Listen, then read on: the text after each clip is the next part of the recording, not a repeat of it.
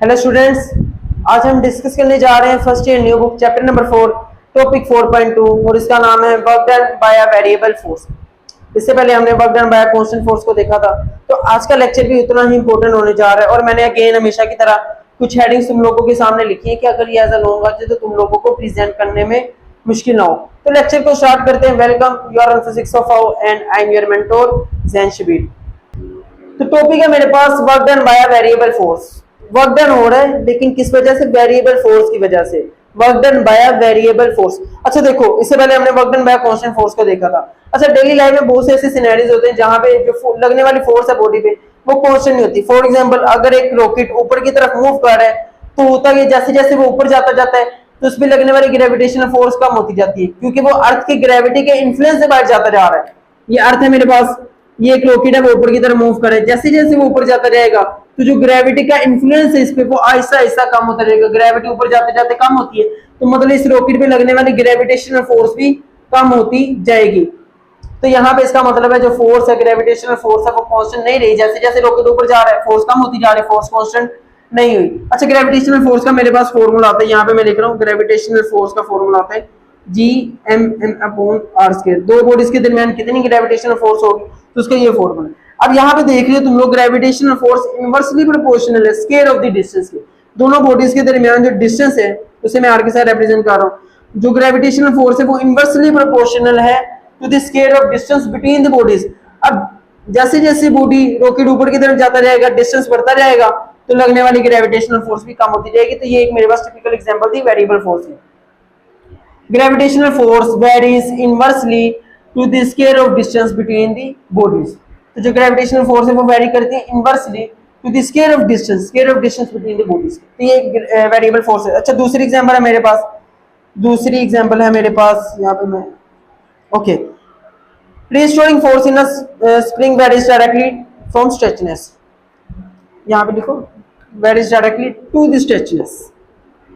एक स्प्रिंग है, जैसे जैसे मैं इसे स्ट्रेच करता जाऊंगा, स्प्रिंग को मैं जितना स्ट्रेच करूंगा, जितना उसका डिस्टेंस बढ़ाऊंगा, जितना ज्यादा स्ट्रेच करूंगा तो उसमें उतनी ज्यादा रिस्टोरिंग फोर्स डेवलप होती जाती है। मतलब अगर मैं दूर से लाके स्प्रिंग को छोड़ूंगा उतनी ज्यादा स्पीड से वापस आएगी और अगर मैं पास से लाके स्प्रिंग को छोड़ दूंगा तो कम फोर्स के साथ वापस आएगी। मतलब यहाँ पे ये जो स्प्रिंग है ये वेरी कर रही है अपनी स्ट्रेचनेस से। मतलब जितना ज्यादा इसे मैं स्ट्रेच करूंगा, स्ट्रेच करता जाऊंगा, स्ट्रेच का मतलब है इसका डिस्टेंस बढ़ाना फ्रॉम मेन पोजीशन, उतनी ज्यादा इसमें रीस्टोरिंग फोर्स, उतनी ज्यादा स्पीड के साथ, उतनी ज्यादा फोर्स के साथ ये वापस आती है।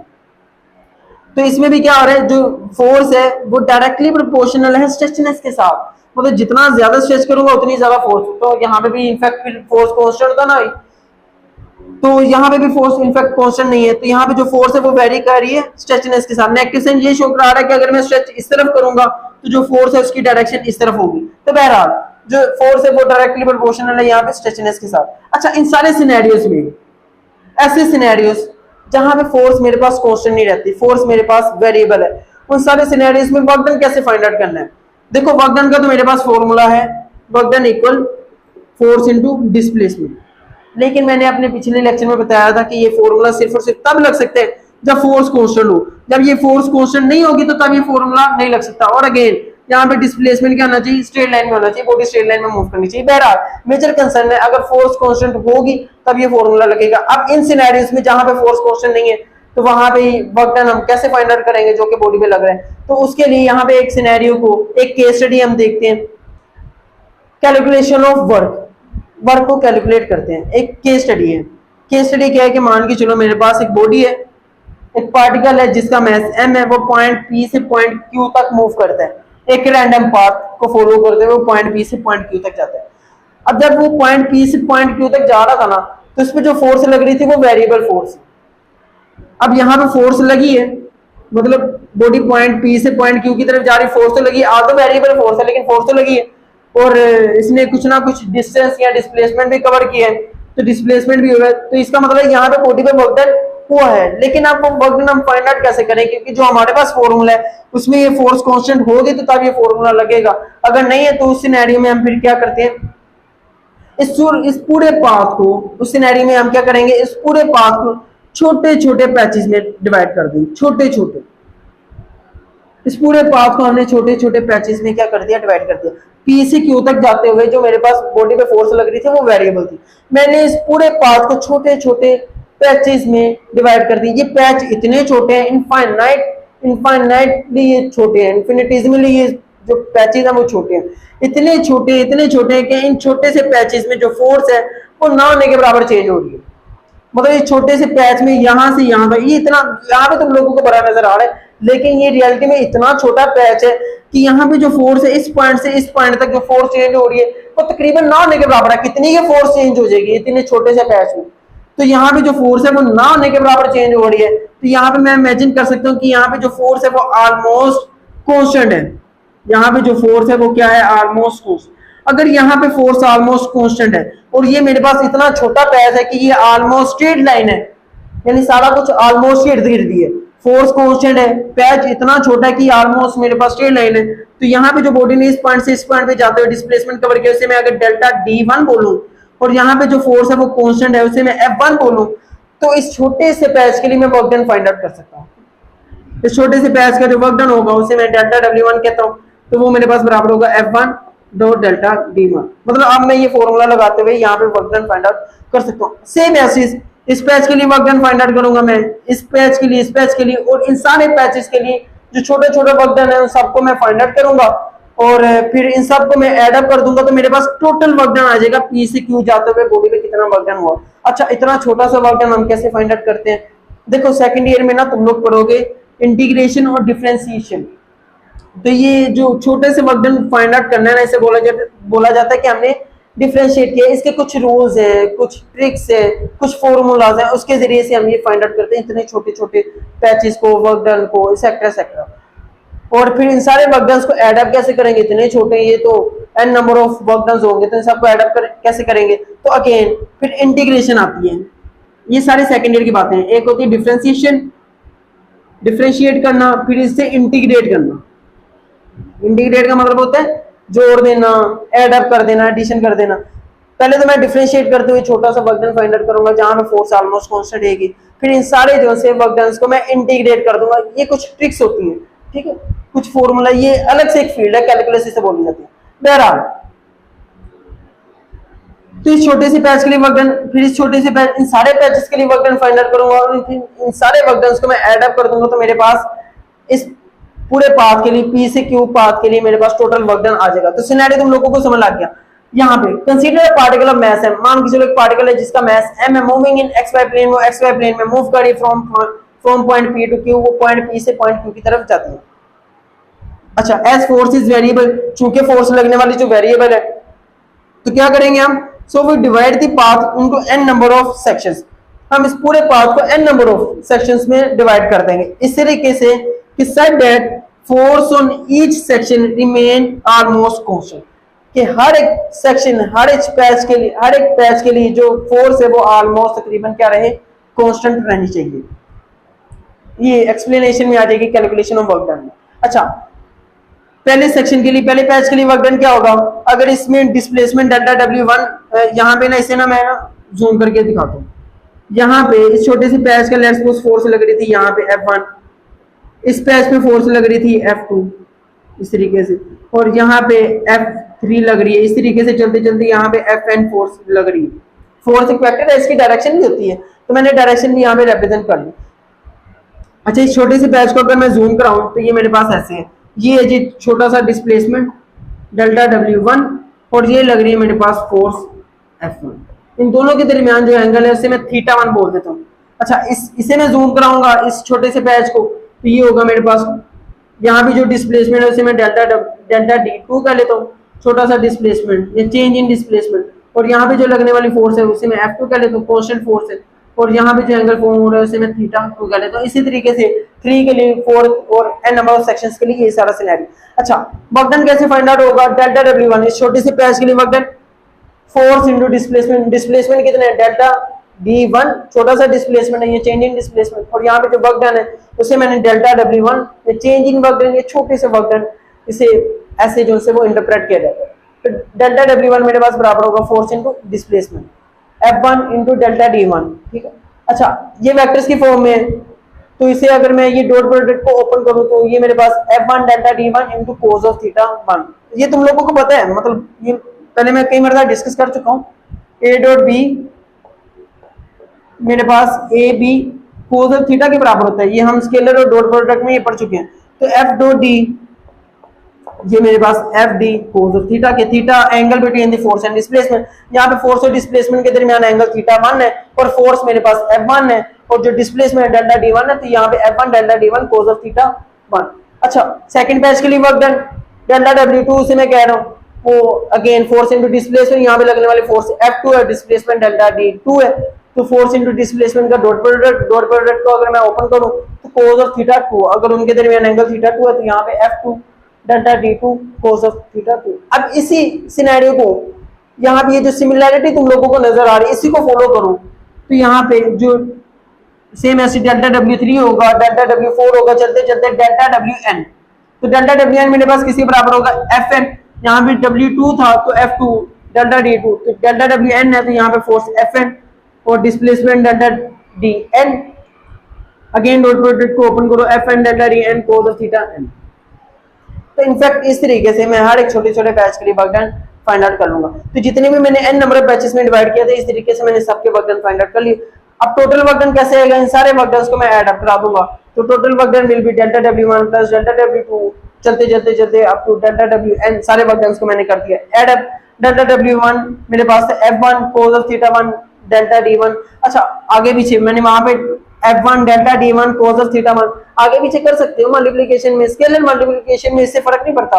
F1 delta D1 into cos of theta 1 देखो यहाँ इस तरीके से लिख लो बेरा, plus F2 cos of theta 2 into delta D2 plus चलते चलते जो n वाला वर्क डन है Fn cos of theta n into delta Dn। अब ये सारे वर्क डन को स्टैट्स में इसे शॉर्ट में लिखने का एक फॉर्मूला होता है, वो ये है कि अगर ये मेरे पास ये सारी क्वांटिटीज सिमिलर क्वांटिटीज जैसे ऐड अप हो रही है तो स्टैट्स में से इस तरीके से लिखा जाता है, फोर्स है, कोस थीटा है और डेल्टा डी है। बेसिकली ये तीन जो सी वो क्वांटिटीज है ना जो कि हर टर्म में आ रही है, तो इन सबको मैं इस तरीके से लिखूंगा force cos of theta into delta D लिख दिया और 1 की जगह आई अगेन, और यहाँ पे थीटा के साथ जो सब्सक्रिप्ट में आ रहा था वहां पे आई और यहाँ पे भी आई लिख दिया। अब आई स्टार्ट हो रहा है 1 से लेकर, यहाँ पे मैंने लिख दिया समीशन, समीशन का मतलब है कि सारी टर्म्स क्या आ रही है ऐड अप, और आई स्टार्ट कहां से हो रहा है 1 से लेकर और एंड कहां पे हो रहा है n तक। तो यहाँ पे मैंने एक सब्सक्रिप्ट में एक सिंबल के साथ इस पूरी टर्म को मैंने यहाँ पे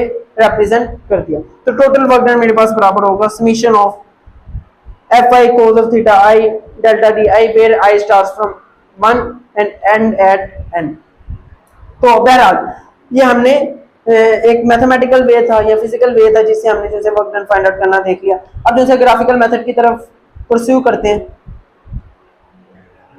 अच्छा, अब हम ग्राफिकल मेथड के through work done find out करेंगे। देखो इससे पहले हम पिछले टॉपिक में ये डिस्कस कर चुके हैं कि जो वर्क डन होते हैं, अगर ये मेरे पास फोर्स डिस्प्लेसमेंट ग्राफ है, फोर्स कांस्टेंट थी तो ग्राफ बनता था हॉरिजॉन्टल स्ट्रेट लाइन, तो इस ग्राफ के अंदर का जो एरिया आता था, इस ग्राफ के अंदर जो एरिया आ रहा है वो मेरे पास बराबर होता था वर्क डन के, वो मुझे प्रोवाइड करता था वर्क डन। मतलब इस ग्राफ के अंदर जो एरिया आ रहा है वो अगर मैं फाइंड आउट कर लूं, एरिया यहाँ पे लेंथ इनटू विड्थ, लेंथ में मेरे पास फोर्स इनटू डिस्प्लेसमेंट तो वर्क डन होता है। तो मतलब अगर मैं इस ग्राफ के अंदर का जो एरिया है उसे मैं फाइंड आउट कर लूं तो मेरे पास टोटल वर्क डन आ जाता था। तो इस तरीके से फाइंड आउट करते थे। लेकिन अगर फोर्स वेरिएबल है, फोर्स चेंज हो रही है, फोर्स कांस्टेंट नहीं है, तो उस सूरत में वो जो ग्राफ है मेरे पास, वो जो ग्राफ है मेरे पास कोई रैंडम सा ग्राफ बनता है इस तरीके से, इस तरीके से मेरे पास कोई ग्राफ बन रहा है। यहाँ पे डिस्प्लेसमेंट है अगेन एक्स एक्सिस में डिस्प्लेसमेंट, और यहाँ पे जो फोर्स है, अच्छा वर्क डन अगर मेरे पास जो फोर्स है वो किसी खास एंगल के अलोंग लग रही है तो शुरू में ये जो फोर्स है वो मेरे पास बराबर होती है F कोस ऑफ थीटा। इसे हम पहले अपने पिछले लेक्चर्स में डिटेल से स्टडी कर चुके हैं, ठीक है। तो अब मैं मज़ीद यहाँ पे मतलब टाइम वेस्ट नहीं करना चाह रहा। तो यहाँ पे जो इफेक्टिव कंपोनेंट ऑफ फोर्स है वो F कोस ऑफ थीटा है, तो यहाँ पे मैं F कोस ऑफ थीटा लिखूंगा और यहाँ पे आगे डिस्प्लेसमेंट। अच्छा, अब इस ग्राफ के अंदर का एरिया कैसे फाइंड आउट करें? ये तो मेरे पास एक रैंडम सी फिगर बन रही है, रैंडम सी शेप है, ये तो कोई खास शेप ही नहीं बन रही, जैसे ट्रायंगल होती है, रेक्टेंगल होती है, ये तो कुछ भी नहीं है ऐसा, एक रैंडम सी फिगर है, ग्राफ है, इसका एरिया कैसे फाइंड आउट करें? ऐसा तो हमने कोई फॉर्मूला नहीं पढ़ा हुआ, इसका कोई फॉर्मूला याद करते हैं? इस ग्राफ के जो एरिया है वो फाइंड आउट करने का फॉर्मूला बहरहाल मुझे तो नहीं पता। तो ये एरिया आप कैसे फाइंड आउट करें? अगर फोर्स वेरिएबल है तो उस सूरत में ग्राफिकल मेथड के थ्रू हमें पता है जो एरिया अंडर द ग्राफ है वो मुझे वर्क डन प्रोवाइड करेगा, लेकिन इसका एरिया कैसे फाइंड आउट करें? तो उसके लिए हम क्या करते हैं, ये मेरे पास रेड लाइन में यहाँ पे जो शो किया हुआ है ये मेरे पास एक ग्राफ है, कर्व लाइन ग्राफ है, रैंडम से एक फिगर है। अब मुझे इसके अंदर का एरिया फाइंड आउट करना है, इस ग्राफ के अंदर कितना एरिया आ रहा है। अच्छा, मैं क्या करता हूँ, इस सारे एरिया को छोटे छोटे रेक्टेंगल्स में डिवाइड कर दिया मैंने। ये मेरे पास एरिया था, ये मेरे पास एरिया था, इस सारे एरिया को मैंने छोटे छोटे रेक्टेंगल्स में क्या कर दिया, डिवाइड कर दिया, छोटे छोटे रेक्टेंगल्स में डिवाइड कर दिया, इस तरीके से छोटे छोटे रेक्टेंगल्स में डिवाइड कर दिया। अब इस रेक्टेंगल का मैं एरिया फाइंड आउट कर सकता हूँ। रेक्टेंगल का एरिया का तो मुझे फॉर्मूला पता है, रेक्टेंगल का एरिया होता है लेंथ इनटू विड्थ, लेंथ को विड्थ के साथ मल्टीप्लाई करो, ये लेंथ है, ये विड्थ होगी इसकी कुछ ना कुछ। अगर इसकी विड्थ है डेल्टा d1 और यहाँ पे जो फोर्स है उसकी value f1 cos of theta 1 है, तो लेंथ में मेरे पास f1 cos of थीटा 1 और विड्थ में मेरे पास डेल्टा d1, तो यहाँ पे मेरे पास वर्क डन आ जाएगा w1 which is equal to again f1 cos of theta 1 delta d1। और चलते चलते इसके लिए मैं वर्क डन फाइंड आउट करूंगा। अगर ये मेरे पास कोई भी मतलब n नंबर ऑफ पैचेस में मैंने डिवाइड कर दिया, n नंबर ऑफ रेक्टेंगल्स मैंने यहाँ पे बना ली, ये मेरे पास कोई भी ith नंबर की रेक्टेंगल है, ठीक है। इसका वर्क डन कैसे फाइंड आउट करूंगा, इसका displacement let's suppose delta D I है और इस पे जो फोर्स लग रही थी यहाँ पे रेड मार्कर के थ्रू में इस पॉइंट पे जो फोर्स मैं यहाँ पे शो करा तो रफली अभी मैं बता रहा हूँ, यहाँ पे जो फोर्स लग रही है वो ith फोर्स लग रही है F I cos of theta I. तो इसके लिए मैं वर्क डन फाइंड आउट कर लूंगा, वर्क डन विल बी इस पॉइंट के लिए ith वैल्यू के लिए जो वर्क डन होगी F I cos of theta I into delta, इस तरीके से वर्क डन फाइंड आउट कर लूंगा।